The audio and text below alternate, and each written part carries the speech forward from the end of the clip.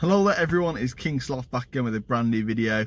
As you can tell by the title of the video, it's what to expect at phase 1 training. The things that they don't really tell you, I guess, the things that aren't in the recruitment videos. But before I start the video, let's aim for 10 likes, and also make sure to go and check out Thick Crust Clothing. They sent me this, look, oh, you can find them on Instagram or search them in Google, you can find them. They're a UK company, and what, I mean, come on now. They've got literally the freshest designs. But let's get straight into the video. Thank you already for supporting everyone. You're absolutely amazing. But let's get into it. So what to expect from phase 1 training. Obviously this is in my opinion. Other people will say different. However, this is my channel, so why would it be anyone else's opinion but mine? What to expect. When you first get to phase 1, for the first week, it will be very, very slow paced. They don't tell you this, but the first week is a lot of PowerPoints. You don't realise how tired you actually are until you spent a week straight watching PowerPoints like the whole way throughout the day. It says you're up early. That's just a generic thing. You're in the army, you're up early anyway, getting everything ready, your block job's done, everything like that. Then you're doing PowerPoints all day to the point of like people falling asleep in PowerPoints. If you fall asleep, you know for a fact that that's a bad thing. I remember I got stood up, and I think it was like day 3. I literally, because I fell asleep in the lesson, I was like, damn, it was going to happen. I think everyone at one point fell asleep in lesson. That's just part of phase 1. Everyone's absolutely hanging out.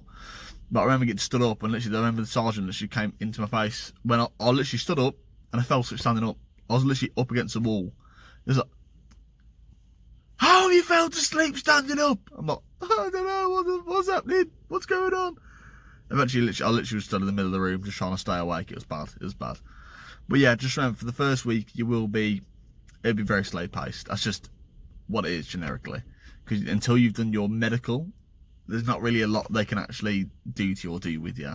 Because you never know, you might actually have like a condition that's happened to you from between your British Army selection up until your start of phase 1. You never know, something might have happened. So it's best to check out, obviously, for insurance purposes, and to make sure you don't injure yourself even worse than what you actually are. Part 2.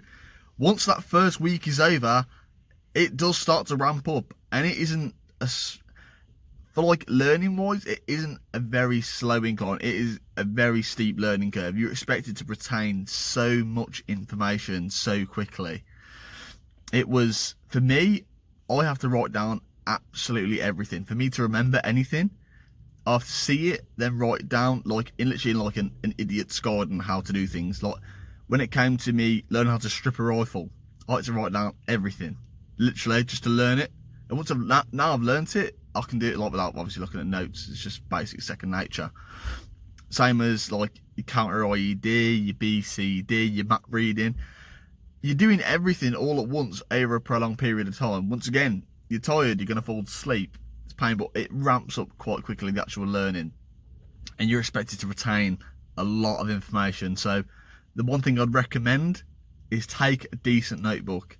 The amount of people that I saw who came in, just little police notebooks you get, like home bargains for like £1.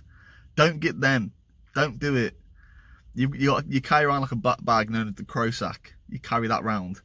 You'll have your different stuff in there, notepads, pens, pretty much all your admin stuff, your wet kit, your warm kit, just in case you need it normally. However, people were coming around with like pound notepads which have like 10 pages in. Make sure you have a decent sized book to cover. One lad, which I wish I did now, looking back at it, he had a different notepad for every different lesson. So pretty much for like map reading, he had a book. Counter IED, he had a book. CBRN, he had a book. Every single different subject he had it, and he was absolutely smashing it. He was really well. And then it came to the field stuff, and he struggled pretty bad, but you know, it's one of the swings and roundabouts. He was very good at all the lessons, and very good at the exams and stuff like that. He was really good at that. Third thing to expect for phase 1, the fitness. You can go in there as fit as you want. That doesn't mean that they won't literally start you back from the basics. I remember I went there, probably the fittest I thought I'd ever been. They still started by teaching us how to do a press up. how to do a sit-up, how to squat. They taught us everything from the basics and worked the way up until you were like near enough perfect form and everything. So obviously, when you're training yourself, you do like little things to make your life easier. In the army, people are watching you, so your time isn't easier, if you know what I mean. They're constantly watching you. So if you make a mistake and don't like fix it straight away, you will have a PTO being like, I'm not counting that, not counting that, not counting that, until you do it correctly. And that is very, very interesting when that happens. Okay, so the PT, yeah, it does start off slowly, but it does then start to ramp up eventually. Like, I remember at one point we were doing a tab. We did a 6-mile tab. I think the 6 is like one of the first tabs you do in phase 1. You finish that off, but we finished that tab like decent timing. But remember, our sergeant was there like, okay, your legs are all warmed up now. I'm like, yeah, legs feel fine. I'd finished. I was tired, but because the terrain was horrendous, and we finished at the gym in phase 1 in Winchester. And I remember being like, oh, we're done. Next thing he says, all right, now all your legs are warmed up. Let's go for a PFA. I was like, what?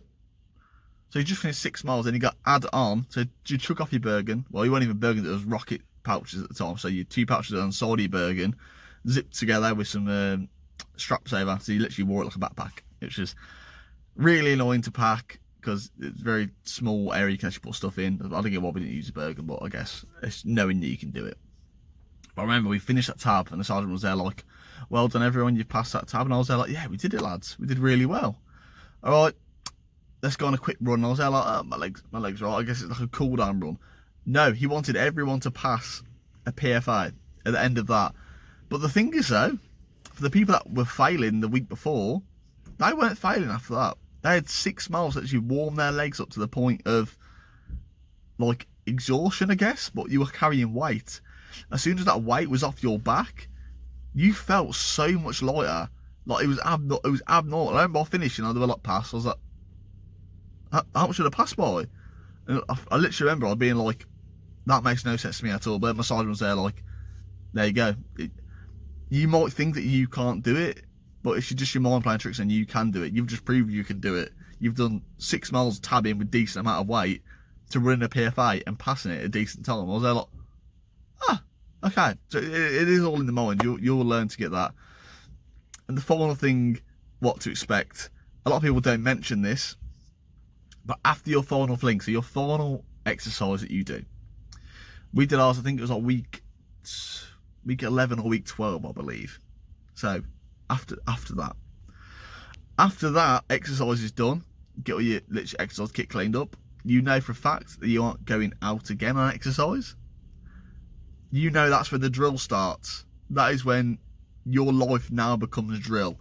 People don't expect it to happen, but most of your time will be spent either doing your kit, practicing drill, or doing your kit again, doing your shoes.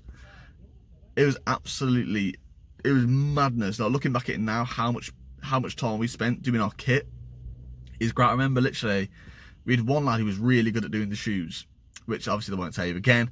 If one lad's really good at shoes, just give him a tenner, give him 20 quid. It's worth it, 100% worth it. I remember I did my shoes, and the first time I wore them, they all cracked into pieces because I hadn't done them. Like I hadn't took my time doing circles small enough while bulling shoes, and literally just fell to pieces. I was there like, I've spent days building that. And then my mate's shoes, who was doing everyone else's, all theirs stayed perfect.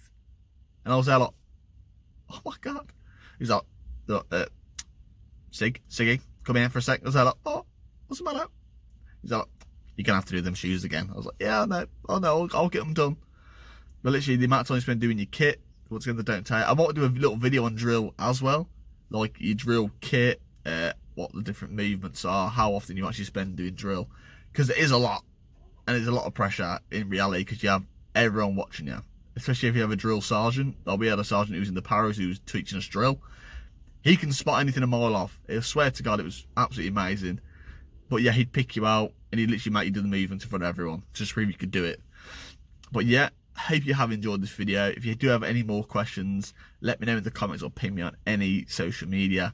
Once again, shout out to Thick Crust Clothing for the absolutely amazing merch. Same thing for the 10 likes on this video. You've all been amazing. It's been King Sloth, and I'll see you all soon.